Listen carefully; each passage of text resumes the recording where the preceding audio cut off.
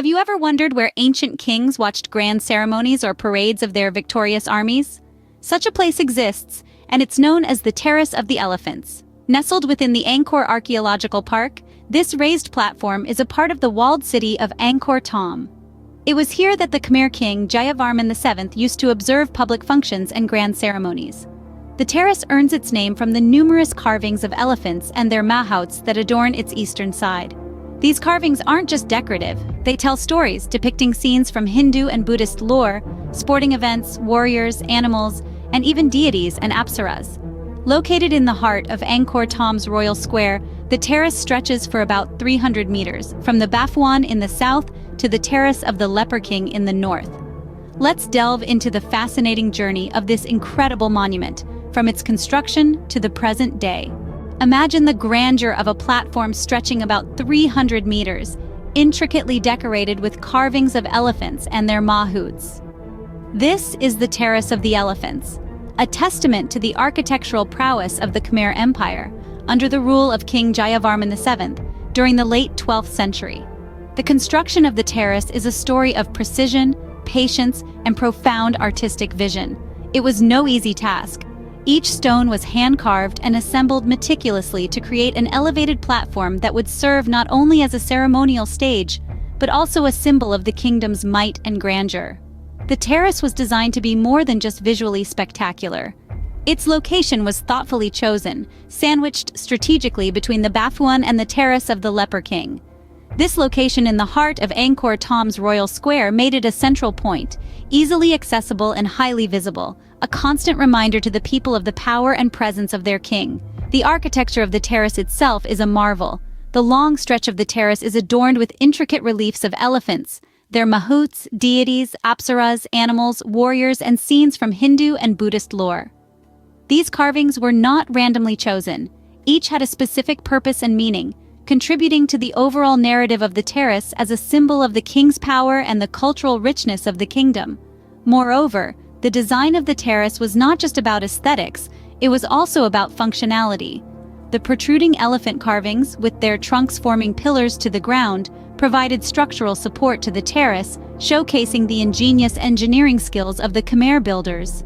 The terrace wasn't just for show, it played a significant role in the governance of the kingdom. From this elevated platform, King Jayavarman VII would preside over grand ceremonies, public functions, and view the parades of his victorious armies.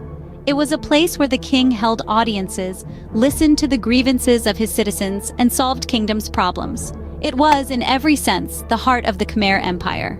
A king's throne is where he exercises his power, and for King Jayavarman VII, it was the Terrace of the Elephants.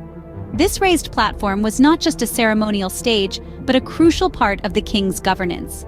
In the heart of Angkor Thom's Royal Square, the terrace was a hub of activity. Here, the king would hold audiences, listen to the grievances of his citizens, and work to solve the problems of his kingdom. It was a place where the common people could meet the king, voice their concerns, and seek justice. The terrace, therefore, became the king's seat of power, a place where he could exercise his authority, display his might, and demonstrate his concern for his people. The terrace's strategic location, stretching about 300 meters from the Bafuan in the south to the Terrace of the Leper King in the north, made it a central and accessible place for the citizens of Angkor Thom. This accessibility underscored the king's commitment to his people, reinforcing his image as a ruler who was open, approachable, and invested in their welfare. Moreover, the terrace's grandeur, with its intricate carvings of elephants, deities, apsaras, animals, warriors, and scenes from Hindu and Buddhist lore, reinforced the king's stature. The larger-than-life carvings, with elephant trunks forming pillars to the ground, were not just artistic masterpieces, but symbols of the king's might, majesty, and connection to the celestial world. But perhaps the most significant aspect of the terrace was its role in creating a sense of community. The king's audiences, the public functions, the grand ceremonies all held here were not just political acts but social events that brought the people of Angkor Thom together, fostering a sense of unity and shared identity. The terrace wasn't just a structure, it was a symbol of the king's connection to his people. It was a testament to King Jayavarman VII's rule, a rule marked by power, grandeur, and a deep concern for the welfare of his people.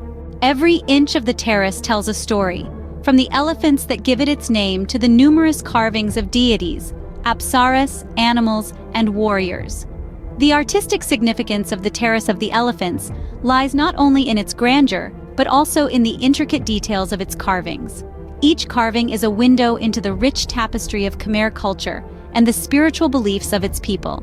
Here we see depictions of Hindu and Buddhist lore, providing us with a seamless blend of two major Eastern religions. The Terrace of the Elephants is a delightful canvas of ancient artistry. The elephants, for instance, are not merely animals here. They become the pillars of this monument, quite literally. Their trunks gracefully descend, forming sturdy columns that speak volumes of the Khmer's architectural prowess. The carvings of deities and apsaras, the celestial dancers of Hindu mythology, add a divine touch to the terrace. These figures are often depicted in various postures of dance and music, capturing the essence of a culture that celebrated the arts in all its forms. The carvings of warriors and sporting events, on the other hand, offer a glimpse into the valor and recreational activities of the Khmer society. The warriors, standing tall and firm, are a testament to the military might of the Khmer Empire. The scenes of sporting events add a dynamic dimension to the terrace, highlighting the importance of physical prowess in ancient Khmer society. The terrace also hosts scenes from Hindu and Buddhist lore, reflecting the spiritual landscape of the time. Myths and legends come alive on these walls, narrating tales of gods, goddesses, and mythical creatures. With each carving, the terrace tells a story. It's a story of a civilization that thrived, a king who ruled, and a culture that celebrated art, power, and spirituality. These stories are etched in stone, surviving the test of time, waiting to be read and understood by those who visit. The Terrace of the Elephants is more than a historical monument. It's a treasure trove of ancient art. Time may have worn down some of the terrace's grandeur, but its significance remains undiminished.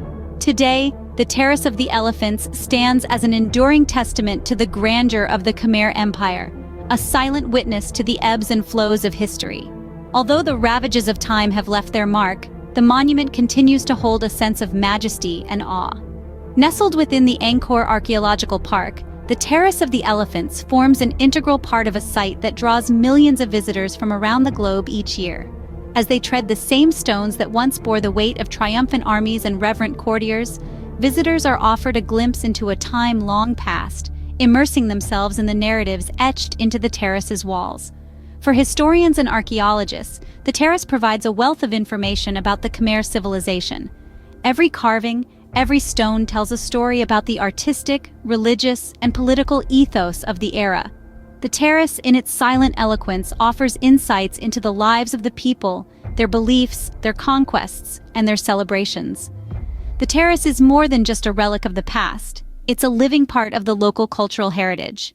The people of Siem Reap have a deep-seated respect and reverence for these ancient structures, a sentiment that is shared by the Cambodian government. Efforts are ongoing to preserve and restore the terrace and other monuments in the Angkor complex, ensuring that they continue to stand as symbols of the nation's glorious past. For tourists, the Terrace of the Elephants is a must-visit attraction. Its grandeur, its history, and the stories it holds are an irresistible draw. As they walk along the terrace, they become a part of its ongoing narrative, adding their own footprints to the centuries-old path. From an ancient seat of power to a modern tourist attraction, the Terrace of the Elephants continues to captivate all who visit. The Terrace of the Elephants is a testament to the grandeur of the Khmer Empire and the vision of King Jayavarman VII. It's a place where history, art, and architecture intertwine to tell a grand tale of a bygone era. The terrace's construction showcases the impressive engineering skills of the Khmer people, with its intricate carvings hinting at the richness of the empire's cultural and artistic life. As a seat of power, it symbolizes the authority of King Jayavarman VII, serving as a stage for grand ceremonies, public functions, and even as a platform for the king to address his people's concerns. Today, even though centuries have passed, the Terrace of the Elephants stands in the heart of Angkor Thom, retaining its allure and mystique. As we journey through time, the Terrace of the Elephants stands as a reminder of a glorious past and continues to be a source of fascination and inspiration.